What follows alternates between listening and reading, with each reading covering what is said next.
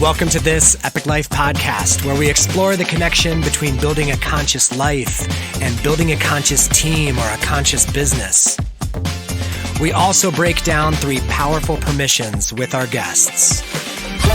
These would be, number 1, permission to chill. Or as our guest today puts it, just making a little extra time to think. Number 2, permission to feel all the feels, or to embrace our full humanity. And finally 3, permission to glow in the dark. Who couldn't use a little more of that? My name is Christopher Carter. You may call me KC. I'll be your host. I'm a coach for founders and executives and meditation teacher for organizations. And now let's meet today's guest.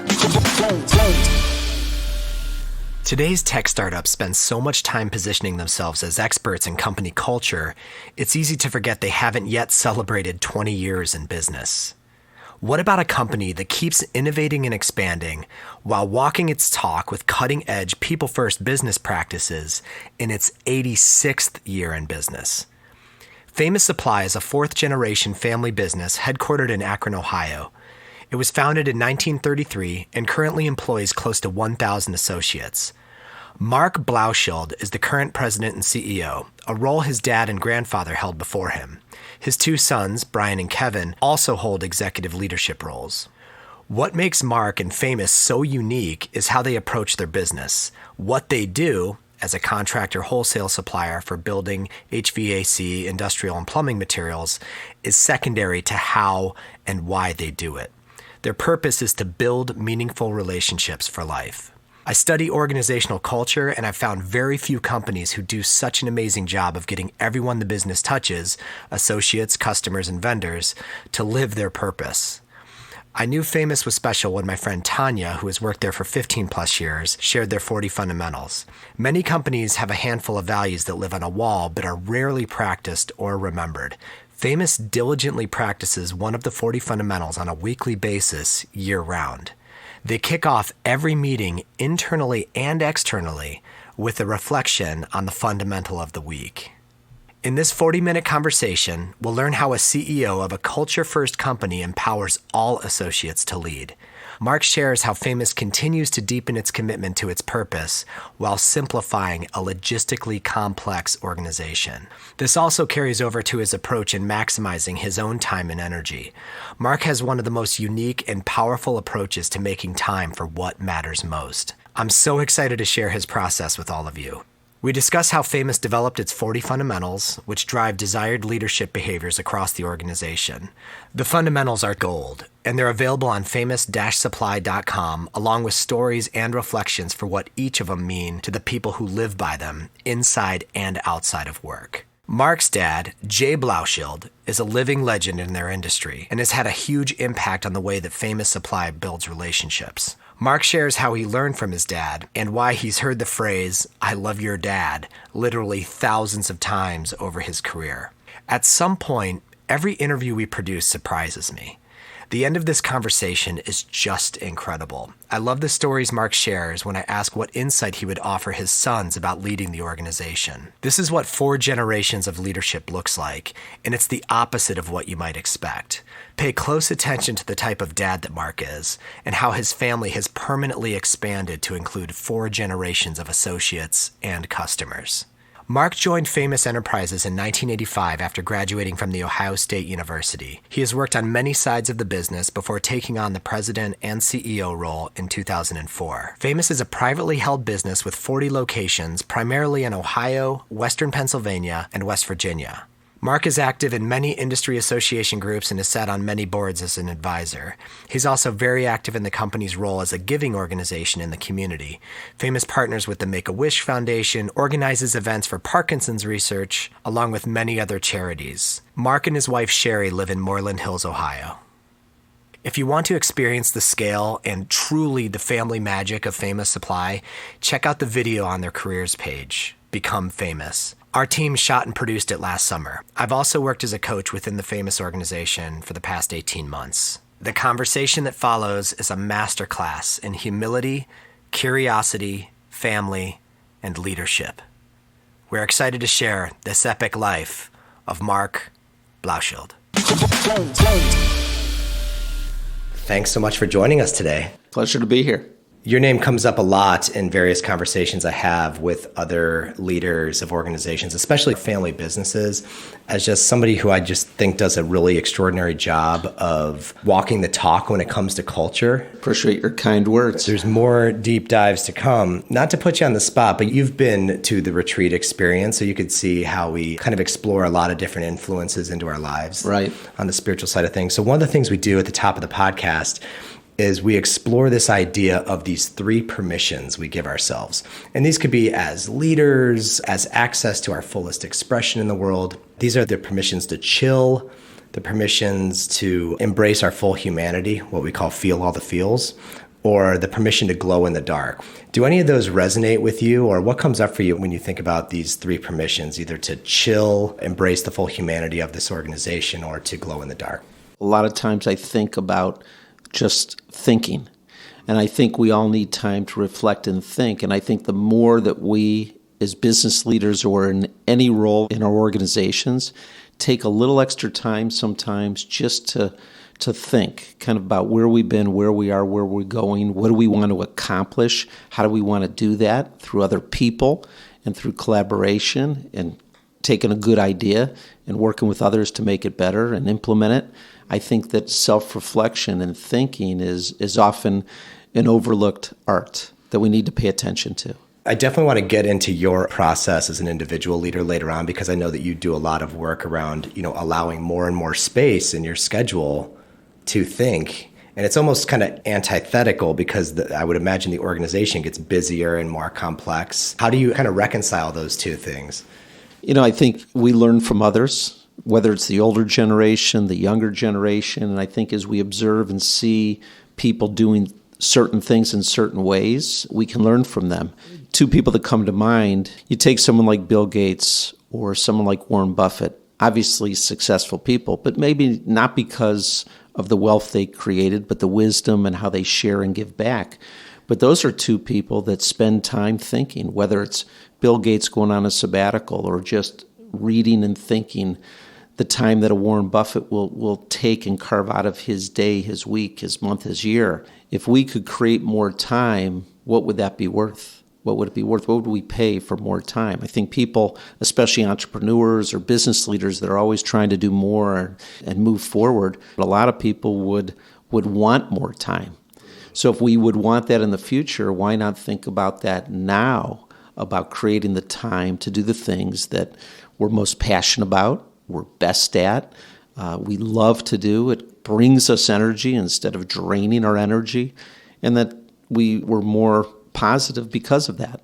That exploration comes up a lot in your culture too. The foundational kind of mission of the company, is it to build meaningful relationships for life or lasting? Meaningful. Yeah, so I think of the relationship between time and meaning. Like, you better find some meaning in the time that you do have, like almost a sense of urgency to it to make the most of it is what I got from you. Well, the way I look at it, I think a culture in a company is the most important thing. That's like the bedrock and the foundation. If you don't have the people and get that right, it's hard to build a great culture and a great company. So it all starts with the people, but how do you get people to work together as a team and to get energized and to buy into what we all want to do? And it really starts with a relationship. And there's basic things that we need to do. And for us, it's living our core values. We have 5, which is, first is family. Our associates are part of our famous family, as are our customers and our key suppliers and other stakeholders. But our second one is trust. So if we're going to build a relationship, I think it starts with trust, doing what you say you're going to do, be honest. The third one for us is communication, so open, honest, direct communication. 4th is teamwork, and 5th is continuous improvement. We want to work together and try to improve individually and collectively. So for us, it starts with our purpose, which is build meaningful relationships for life. If we can do that and we work on that, then we're on our way moving forward. If we don't do that, it's tough to move forward. I had the opportunity this past summer to interview a lot of your associates at a lot of different sites, and we'll talk about the kind of the scale of this organization as it is today, to get a feel for how many people we're talking about. One of the things I was wondering, out at the the further we got from headquarters, is if people saw the mission as a strategy to, win over the market or that sort of thing, external relationships. And it seemed to be the total opposite. It was all about cultivating the internal relationships who will take better care of the outside relationships. It's a great point that you bring up. I mean, when we look at our culture at Famous, we put our associates first. We're not as much in the transaction business like at a grocery store. Our customers come to us over and over again. We put our associates even before our customers. And what we believe is that if we take care of our associates, they're going to take care of our customers, and therefore the customers are going to take care of the company. So for us, it's associates first, customers second, suppliers third, communities fourth, and shareholders last. How do you describe what Famous does, or how would building contractors out in the market describe what you do? What is Famous Supply or Famous Enterprises? Well, we sell plumbing, heating and air conditioning, industrial building products. We also do some manufacturing, but our primary business is we're a wholesaler. And we sell products to professional contractors and people that install, service, repair, remodel. But in the simplest form, we try to answer the question, do you have it, how much is it, and when can I get it? Meaning, do we have the products in stock that they need? They want to know that it's a fair and market price, and that we can deliver it to them on time, accurate, and damage-free. So a lot of it for us comes down to execution. We do build trust with our customers because we have great people throughout our company, and we build those relationships. But as much as we have to have a relationship, if we can't execute properly, that goes by the wayside. So for us, it's that fine balance between the connection, the relationship, building that trust, but being able to run the business for our customers in the way that it's of value to them. That's really interesting. One of the other observations I've had just in spending some time with the company is that it is less about what you do and so much more about how you do it. I could picture this company being in any number of different industries, and it would still be successful just based solely on caring so much about how you do things. Is that kind of an everyday conscious focus for you guys? Well, thank you for bringing that up and recognizing that. I mean, we do pay attention to it. And besides the what and the how, we really even focus even more or as much on the why. We try to be really, really, really transparent with our associates so they understand, what we're trying to accomplish, how we're going to try to accomplish it, but most importantly, why. And if they understand the foundational reasons of why, number one, it gives them the opportunity to question us and say, that doesn't seem right, or tell me more about it, or why are we doing it this way, or I hear what you're saying, but does that really make sense? And it gives us time then to come back and say, you know what, we've been doing it this way. That's a great question. Maybe we need to revisit that and maybe change the reason why we do something. And then the how is about the training and giving them the tools and the resources to get the job done, whatever it is in each person's role. But we do pay attention to that and care about that aspect of our business greatly. How would you describe the scale of the company as it is today? Because every time I visit a branch or a distribution center, I feel like it's bigger than I thought it was. Because the first time I walk into a showroom in Akron, Ohio, I pick out the basin for a shower, and I have an idea of what it is. But then to see the distribution centers and stuff, it's a big operation. We have 39 locations, so it's a lot of smaller, medium, and some larger locations that do make up our volume, if you will.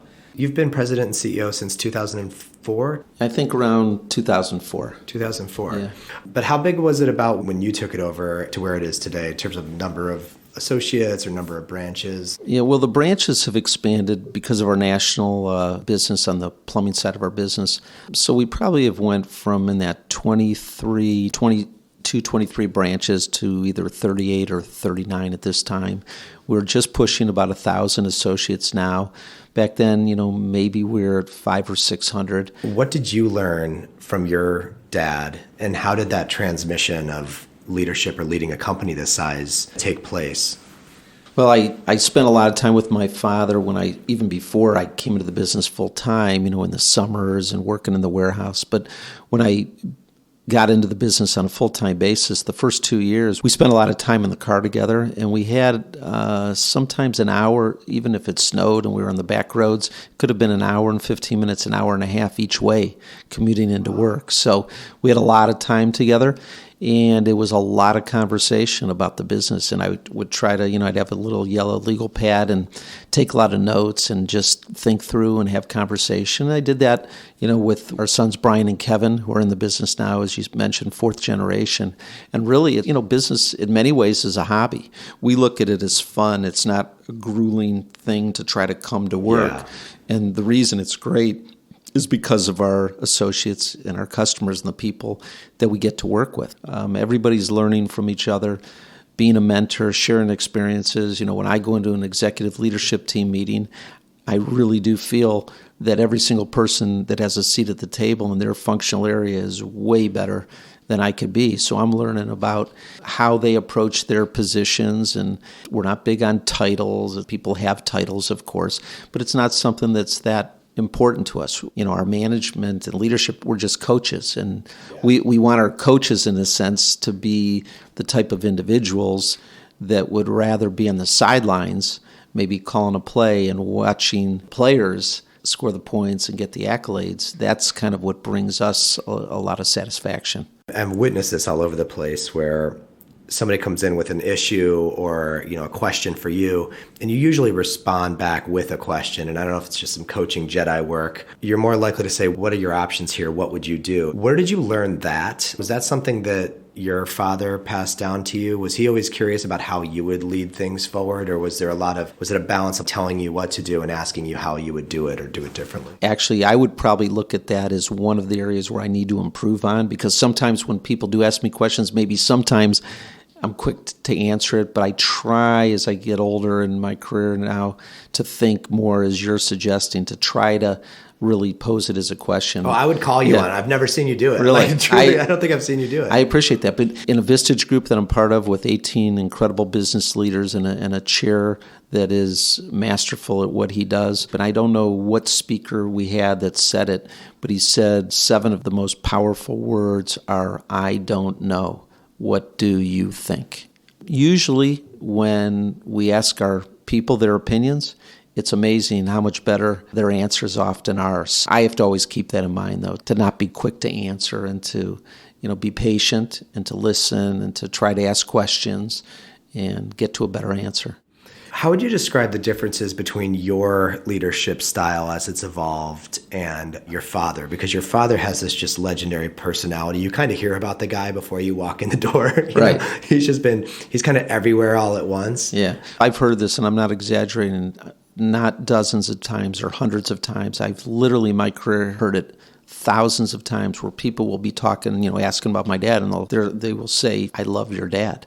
People love my dad because, he cares, he's inquisitive, he's always asking about their families, and he remembers. His memory is incredible. Yeah, he follows up, and he makes it about them. They're the most important person in the room. So he's very good at that. Our styles are different, similar. It's hard for me to, probably other people in our company could better assess our different styles than I can. Everybody's got their qualities, their strengths. One of my favorite coaches is Bill Walsh, and he said, don't tell me what a person can't do, tell me what they can do, because he was really big on building on their strengths. And that's what we try to do. So I know that I have a lot of areas that I'm not as good at. I probably spend less time on that and make sure that people that are more qualified than me can do those things better. And then I focus on the things that I love to do and that it's more of a strength for me. I think my father did the same type of thing. So we kind of all find our way of trying to build on those strengths, and then therefore we try to do that with everybody in the organization. How would you describe the difference between his design aesthetic in his office versus your office? He has, through his career, taken over conference rooms and offices and had a lot of memorabilia, and quite frankly, maybe clutter would be a good word that some would say, but that's his way, and he likes to work within that mode. In our new corporate headquarters now, as you know, being here, it's a little bit more modern feel, clean. We're trying to get in a complex business to simplicity. Part of that is not having a lot of clutter and not having a lot of excess paper or distractions. So our offices are different. We operate differently. as do many people. Sure. So it's just a different style. The first time I walked past his office, because it's a glass wall, it almost looks like a museum, like the J. Blaushild Museum. And my daughter happened to be with me. She was 13 at the time, and she walked out with a mink pelt. Yeah. He just happened to have it in there, Right. draped across maybe a jukebox or something else that's amazing. Yeah. And, if you walked in there, I mean, people, that's what he does. He loves to give people things. There's literally thousands of different items, things from, the 1920s, 30s, 40s, 50s. I mean, it's a pretty cool thing to see. I'm sure there's an amazing story for every single thing in that office. Yeah, he appreciates history and tradition. We appreciate that. And we always talk about, the generation before us, that our company, Famous, would not even have an opportunity to be here today or to do anything, in moving our company forward if it wasn't for all the people that did the heavy lifting in the 1930s and 40s and 50s and 60s. And we appreciate that, and we don't take that lightly. He really holds on to that foundation, and therefore we have so many people in our organization that don't forget that. And it's kind of how we think about the associates that, worked for and led, our organization. I mean, my grandfather, even during the wars where we were much smaller then, but when people went off to war, he literally took a paycheck and delivered it to the spouses to their home and paid them while they were off at war. I mean, that's how much paid leave when they were out overseas or wherever they were, they continued to get paid. But those were the people that built Famous. Would you say that spirit is the foundation or kind of what led to the first fundamental of do the right thing? That was just kind of your grandfather, how he operated? Yeah, we have 40 fundamentals that we've identified, and they're very action and behavior oriented. And that is part of do the right thing always, even when no one's looking. We want our people to do the right thing, that we would celebrate that.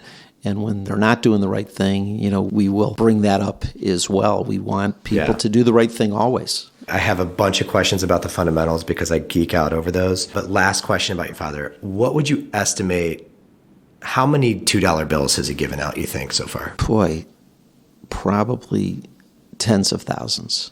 Because he still does it. Like, he'll go to a meeting and he might have 100 of them, and he'll give them to somebody to pass out to a whole group. He's doing them individually all day long. You can actually walk around the office and a lot falls out of his pocket, so you'll see him on the floor. Right. At least you'll know any money we see on the floor is his his money, I'm sure. And they're always crisp and brand new. Still that old school $2 bill, brand new from the mint. Are those a line item on the yearly budget, or is that just his whole thing? I think it's his personal thing. I've never seen the company pay for those. So yeah, it's just amazing. I just really cherish those when I receive them. Okay, so getting into the 40 fundamentals, just a quick review. You have this great, short, concise mission statement that's overarching. You have 5 core values that you went through, and then you have these 40 fundamentals or behavior traits that I think you guys do an incredible job at kind of systematizing those into kind of daily practice and daily reminders. Can you kind of give me the evolution of those and when those kind of came online formally? I think it's been 4 years now. We really wanted to identify these actions and behaviors of how we wanted all of our associates to practice what we preach, if you will.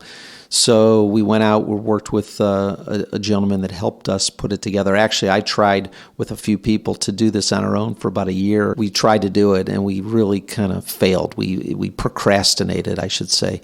Once he was involved with us, we got it together pretty quickly. Really, this is part of our culture. It's what we practice, what we promote, and what we permit. Our people have really bought into it. The first 40, every week we practice one, and I would write a story about that fundamental, what it meant to me, and every Sunday at 6 o'clock it would go out. And once I got through all 40, our senior leadership team each took 5 for the next 40, so each week they wrote a story. And then when we got to week, say, 81, we went back to number 1, and our management team, 40 people each took 1, and now volunteers do it. And we get the most incredible stories and about that fundamental. Then when we start a meeting during that week, we talk about that fundamental. Someone could be in a meeting, 4 times in a day, and they might spend a minute or 2 with whoever they're with, talking about that particular fundamental. Each person has them in their pocket in a fold-out, and there's things in their desk and a beautiful booklet and on the walls. The key thing is to practice them. When you look at that wall of fundamentals out in the hallway here, and you're kind of going through them. Do you see all the continuity and the threads that go all the way back to 1933? Is it a lot of the history and the legacy in those as well? Absolutely. I mean, I think there's things that were done in 1933 in the first year that are very paramount to what we do today. You know, whether it was one of ours, be humble. Our people were humble back then. They're humble today. Honor your commitments. Be a fanatic about response time. Execute the perfect order. Build meaningful relationships for life.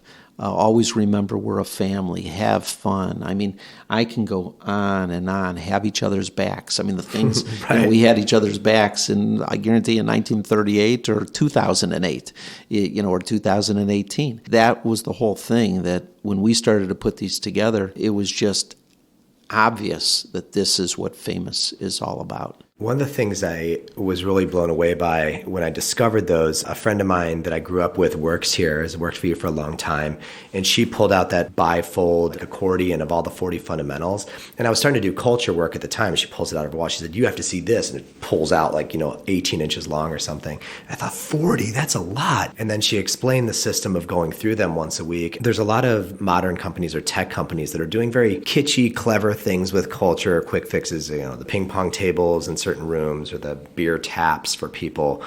But to see a company that's been in business for 80 years getting so systematic about, kind of honoring every place that they came from and then really being adamant about carrying it into the future, I just thought I hadn't really seen a company revamp it at that level. Do you compare this system with other CEOs in your Vistage group or share it with others? Well, we share it together, no doubt. So we all understand kind of what we do from a cultural standpoint. And this is, for us, something that we believed we needed to do for it to be not only successful, but sustainable.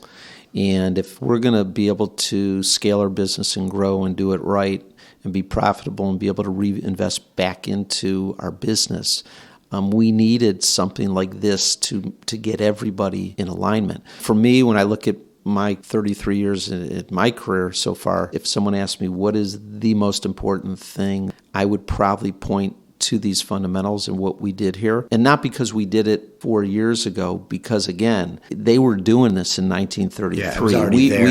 We just put it to paper and we've practiced it. What I'm probably also most proud of, especially when we were rolling this out, but people ask me all the time, because we give them as many copies as they want, they'll say, can I share this with my family at dinner? Yes.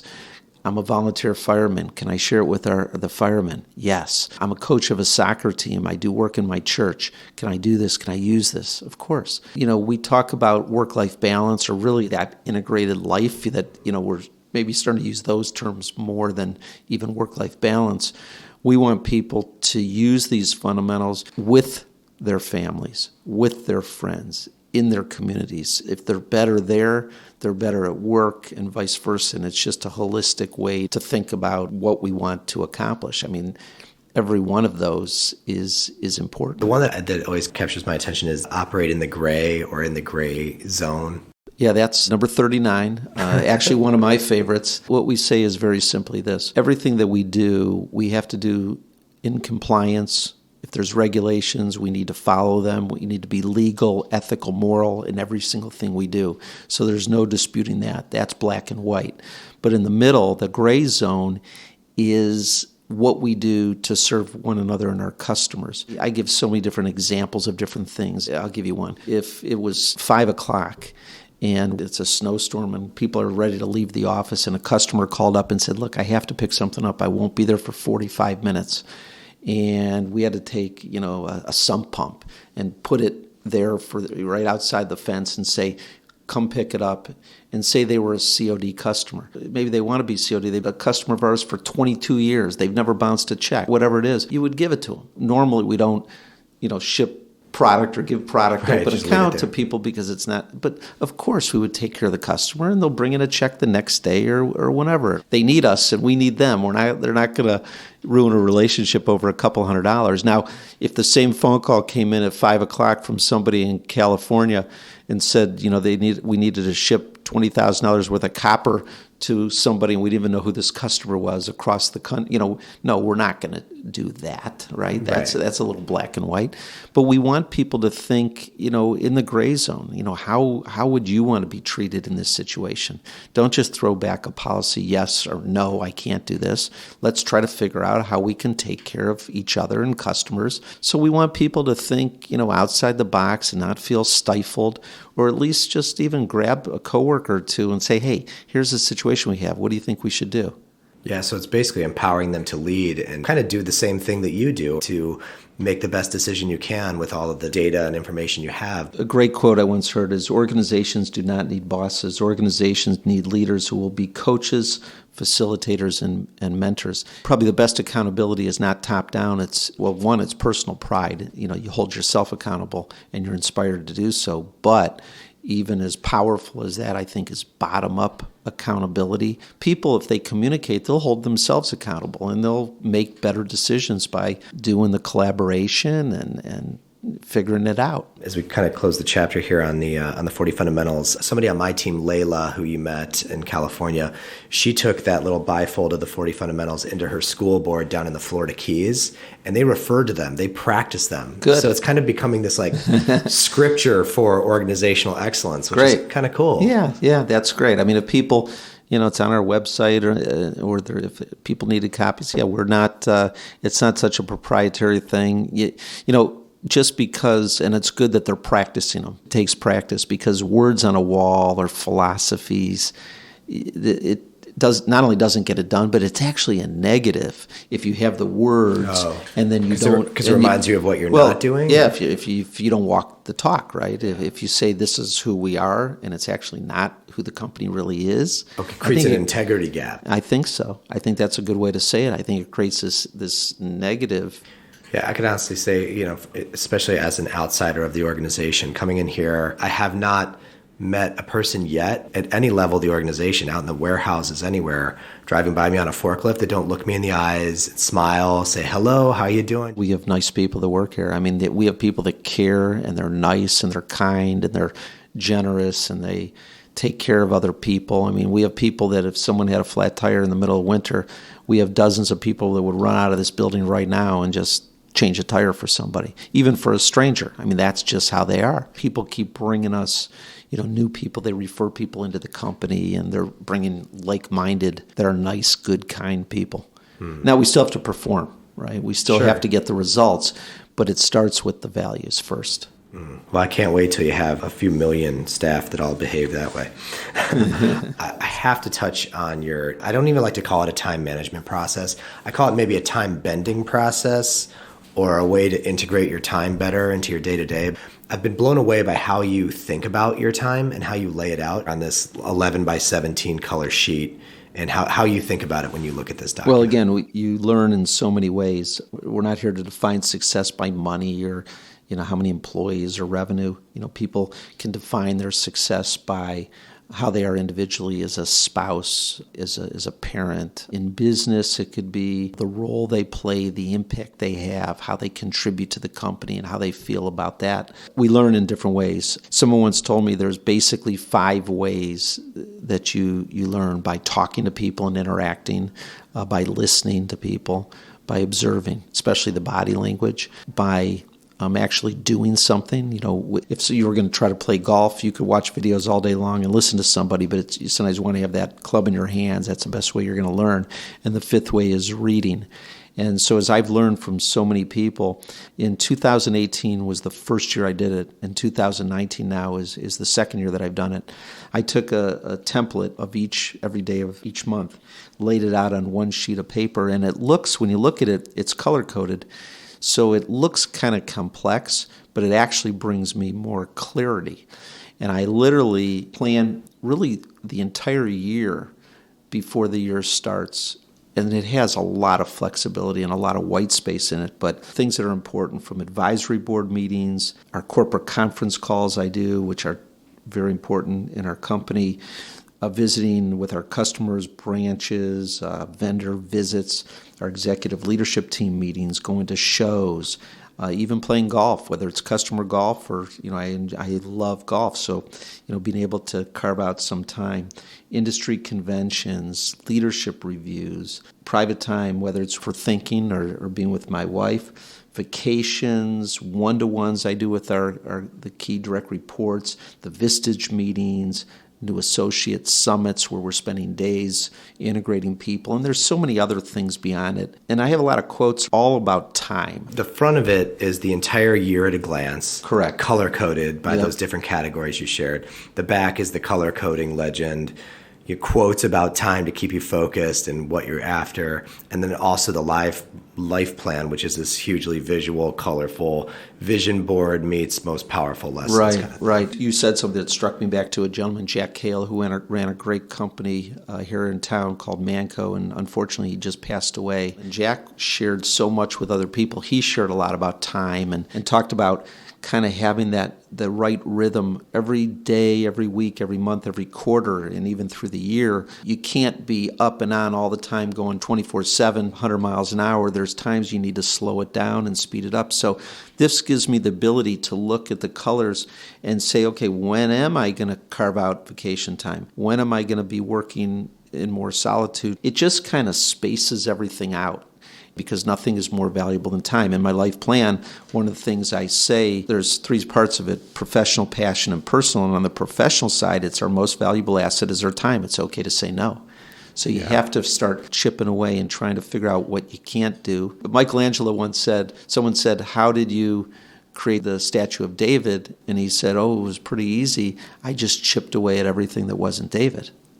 And then he appeared. For me, it all starts with time. And I'm not perfect at it, and sometimes I get overscheduled, and then I know how I have to either maybe cancel some things or move some things. I think that when I plan out the year, I get about 80-90% of it pretty solid, and then I can work around it. So when you look at this document, what do you see? Like just at a glance, when you look at your year? I do see clarity, and I see through each month the big stuff, and I only put the big stuff on here. I'm not going to put a 2-hour meeting it's by day. But it's the certain things that are on here for the day. But it might only be 3 hours in that day, or 4 hours, or 5, and it might be a full day. And sometimes there's travel around it. It just kind of helps me see kind of what I'm doing and where I'm at, and do I have the right priorities. What I think I've done in terms of last year and this year, and I hope that next year is the same or better, is that I'm working on things that are more important, that will bring better value to the organization, because I'm here to try to support our team. So I should do the things that they want me to do or that I feel I should do. Where do you have that in your life? So you carry one of those around with you? I keep one in my pocket all the time. My wife has one at home. I have another one at home in my closet area, and then one I keep on my desk at work. So I've got them in a few places. I'll always see them. Just so I can tell listeners, it's an 11 by 17 horizontal landscape document, color-coded. What's kind of the general consensus from other leaders or family members that see it? Do they think it's too intense? What do they think about it? Sometimes they do, or maybe in the beginning, but then I give copies out to people. I was with another great leader that I really respect, who leads our accounting firm. We had breakfast about a month ago. We were talking about time, and we share similar values. My assistant sent him, or his assistant, the template. I'm not sure I haven't seen him since we had breakfast. Hopefully, if it helps people, it's great. And maybe everybody's different, of how they do it. I like to see it. I realize it's all in my phone as well, but it's a different feel. Yeah, I'm just always really curious about people who are responsible for so much. I mean, your job has many demands. There's many people looking for your time and scheduling you for various things, but you never seem to be in a hurry. You always seem to have an idea of what's coming next. You have an idea of where you're coming from, and you just seem to be happy to be here. Well, thank you. It's again, hopefully I can even improve the process. And this year did add some things to it. Again, on that back page, I mean, all the various quotes. You even helped me with one now that I think about it. Right. But I looking at things that try to remind me of our most valuable asset on the earth that you can't buy or produce more of: time. So as we close up, let's just do one quick little lightning round. We're going to play this game called Isms. These are Marc-isms. So what's one short insight or piece of advice you would offer a young executive who wants to become a high-level leader?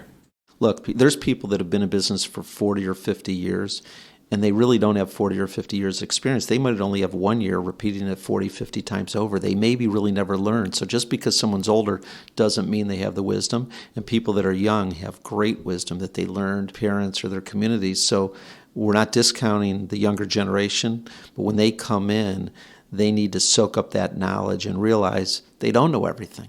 No matter how much they know, they can learn a lot. And what they need to do is watch people that are not very good and realize that's not what I want to do. This was a story that I read and I've shared, and I love this story. It's called The Man on the Horse. It's about leadership. I'll try to be quick with this, but this guy was on a horse, and this takes place, it was a true story back in the 1700s. He was on a horse. He came across a bunch of men that were digging a hole for, getting ready for battle or whatever. And there was a guy yelling and screaming, who was the supposed leader, yelling and screaming at these guys about digging this ditch and getting it done. And the man on the horse he stopped. He said, "Why are you yelling at these men and like this and berating them and doing that?" And the guy said, "Why don't you mind your own business? And if you don't like it, why don't you get off the horse and start digging with them?" In which case the guy did. He got in the ditch, he dug with them for a while, rolled up the sleeves, and when he was done, he patted the guys on the back, thanked them, and before he got back on his horse, he walked over to the leader, who was, quite a distance apart, and he got right up in his face, and he looked at him and he said, "When you get back to your base camp, I want you to go to the highest commander at that camp and tell that commander why you had to treat these people so badly and why you could not treat them better." He then realized, when the guy that was getting back on that horse to leave was General George Washington.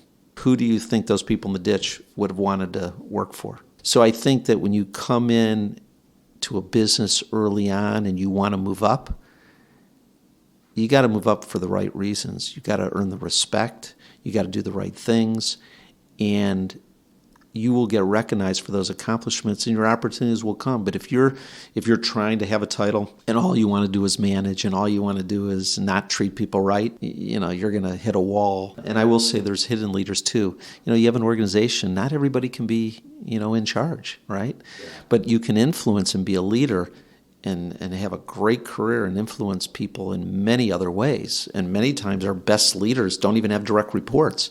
They're some of our best leaders in the company. They just know how to influence people. What would you tell a young founder who wants to create a culture like Famous? Or hire people with the right values and make sure that the people that you put into leadership positions are A players.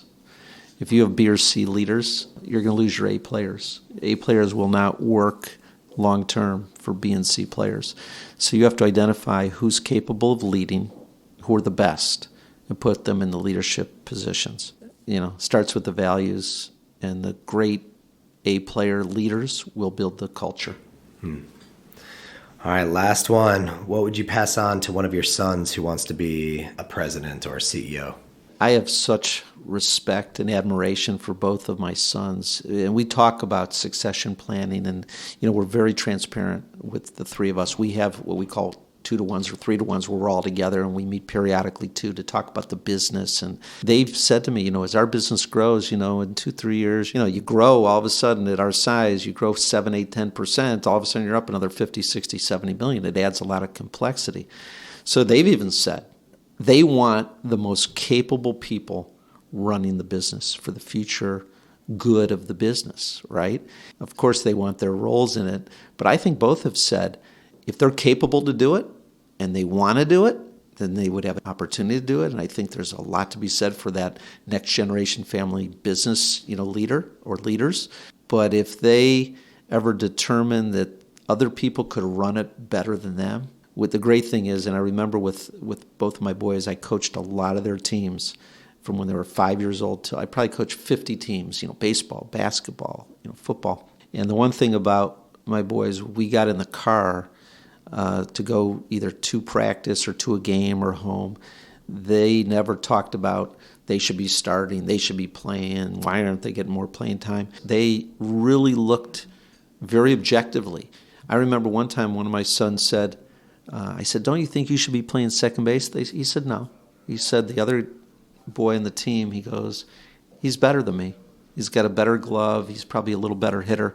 I think coach is doing the right thing playing him. This was in high school. Wow.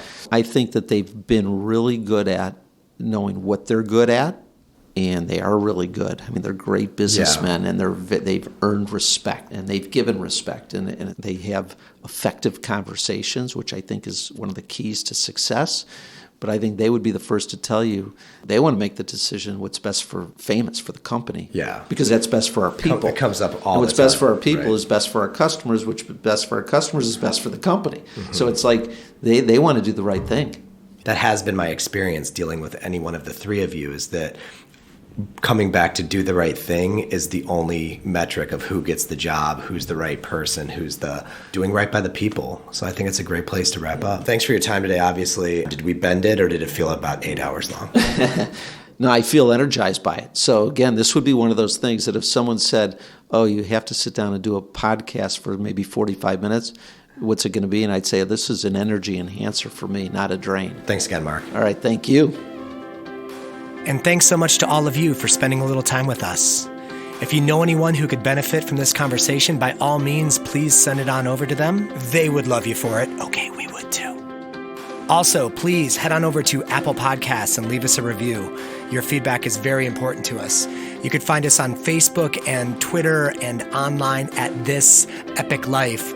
Thanks so much for listening, and until next week,